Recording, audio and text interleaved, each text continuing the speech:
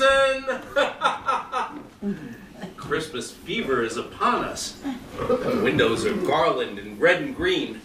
Yards are alight in plastic reindeer.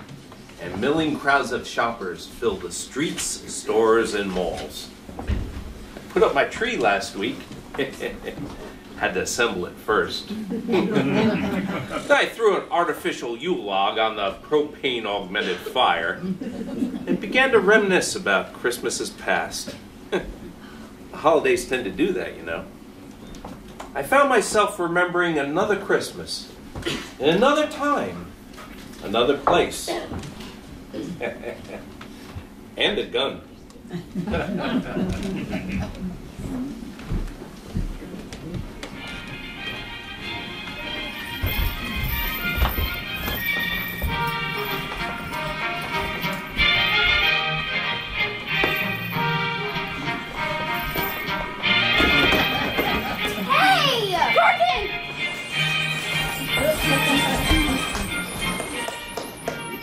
And there it is, my house in Cleveland Street in Holman, Indiana. Yes, sir, Holman, Indiana, where I spent the festering years of my childhood. Ragged vacant lots, American Legion halls, and bowling alleys, all woven together in a compact web of high-tension wires, telephone lines, and sewer pipe. This time every year, the winter wind would come screaming across frozen Lake Michigan, laying down great drifts of snow. The air would crack and sing, and the power lines would creak under the weight of caked ice. Christmas was on its way. Lovely, beautiful, and glorious Christmas, around which the entire kid year revolved. Hey, Schwartz, wait up. Flick and Schwartz, my two best friends. You started any Christmas shopping yet? Got most of it finished. Man, you're done early. What'd you get? Come over here.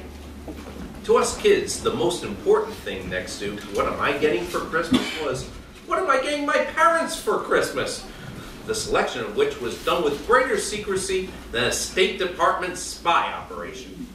I haven't figured out what I'm going to give my mother, but for my father. What'd you get? Hey, that's my sore arm.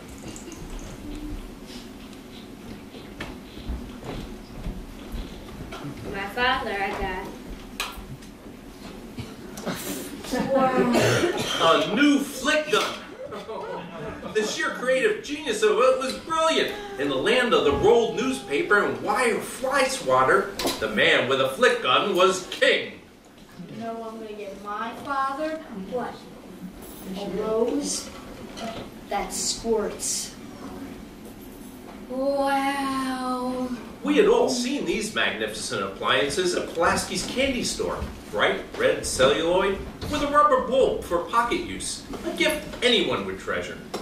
Ralphie, come down to breakfast. You'll be late for school. I'm coming. That's me up in my room planning my own Christmas purchases. I'm serving up the oatmeal. For my mother, I pretty much narrowed it down to a perfume atomizer with golden lion's feet or a string of plastic beads the size of walnuts. It wasn't an easy choice.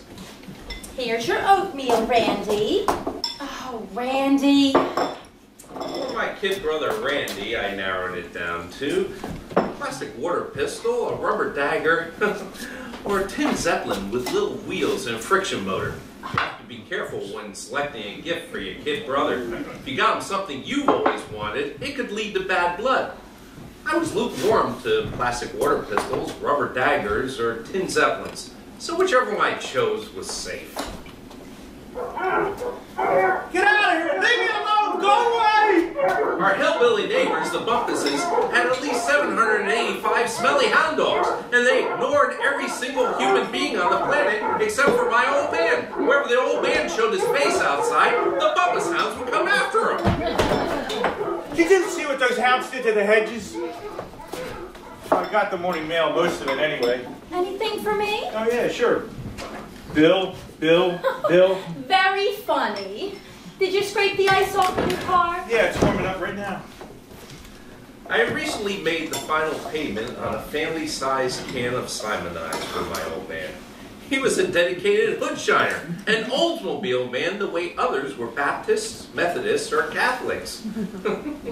I can hardly wait to see him unwrap that Simonides on Christmas morning, with the magnificent can glowing with the deep flush of frankincense and myrrh. One of the old man's favorite proverbs, one he never tired of quoting, was, Motorist wise, Simonides. What? Oh, the ad from the hardware store. Oh. Some days it was all I could do to keep myself from spilling the beans and telling him what I'd gotten him, thus destroying that magnificent Christmas morning moment of stunned surprise when he unwrapped that family-sized can of Simonides. Bill, occupant.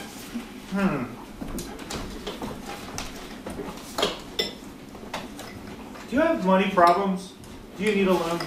You know, I just can't figure this out. What? Well, they seem to know enough about me to know that I have money problems, yet they still call me occupant.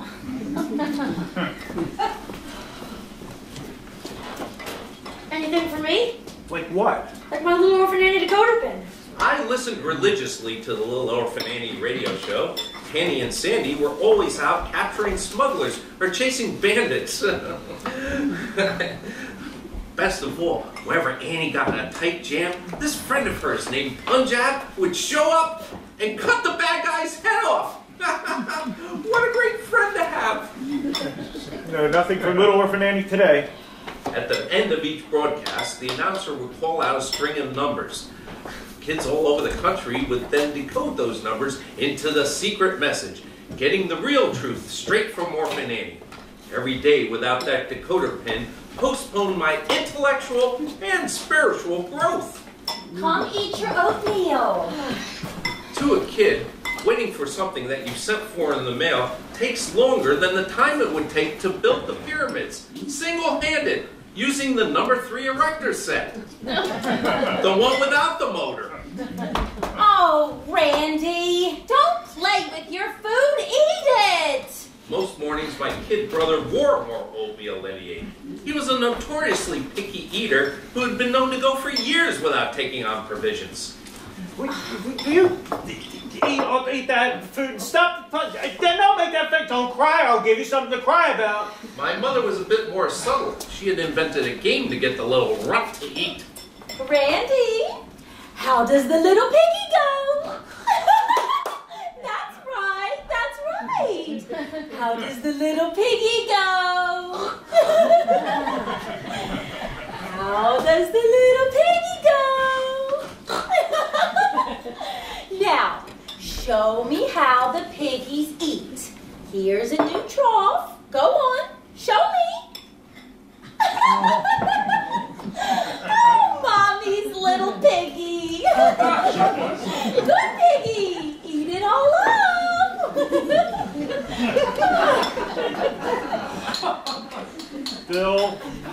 Bill, neckties by mail. Ha! Look at this. What is it? It's another contest. $50,000 giant jackpot puzzle. The old man was hooked on contests. He entered them all. Match the baby pictures, find the hidden objects, and sports. The old man knew sports. What National League team won the World Series in 1930? Chicago Cubs. The old man never lost hope. He believed that rewards would come to him who was faithful, persevered, and mailed by deadline. What was the name of the Lone Ranger's nephew's horse? The Lone Ranger's nephew? His horse? Victor. His name is Victor. Now, how did you know that? Everybody knows that. Oh, everybody knows. Victor belongs to Dan Reed, the Lone Ranger's nephew. You see, when the Texas Rangers... Yeah, okay, thank you. On and on the contests marched, each one judged for originality, neatness, and aptness of thought. All decisions, of course, were final. Where there's blank, there's fire. Where there's blank, fire. Where there's... Smoke! There's fire. Where there's... Smoke! Yeah, I heard you. Oh, it's a clicker! Well, the furnace was always producing something called clinkers, which clogged the vents and filled the house with smoke. Whenever this happened, the old man would rush off to the basement, armed to do battle with his trusty poker. He fought winter tooth and claw, and there was never a let-up. Little pitchers have big ears. The old man was just warming up his vocabulary. What he lacked in finesse, he made up in sheer voracity. The sad other been gone out again! The dog that cranky son of a bitch! My father was the most feared furnace fighter in all of northern Indiana. Somebody turned it down again! Who the hell is going to turn it down when the furnace down so low? Open up the dog's own damper, will you? What? The damper! Open the dinkland bubble with a damper! Now that was a new one. Just one of many of the old man's endless lexicon of curses. Realizing it might come in handy during a ball game or an argument with Schwartz, I made note of it for future use. For myself that Christmas, I wanted only one thing. I found the ad in a magazine called Open Road for Boys.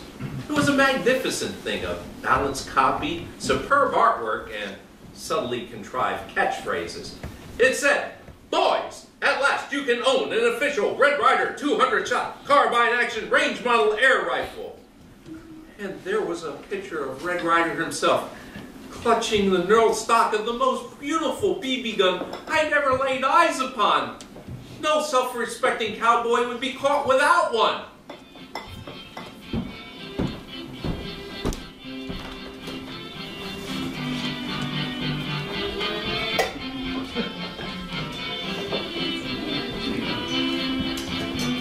Yes, sir. This legendary official Red Ryder 200-shot carbine action range mount is just like the one Red Ryder uses when he's chasing the bad guys. But there's a compass in the stock, so you'll never get lost in the wilderness. And there's a sundial, too, so you always know what time it is on the trail.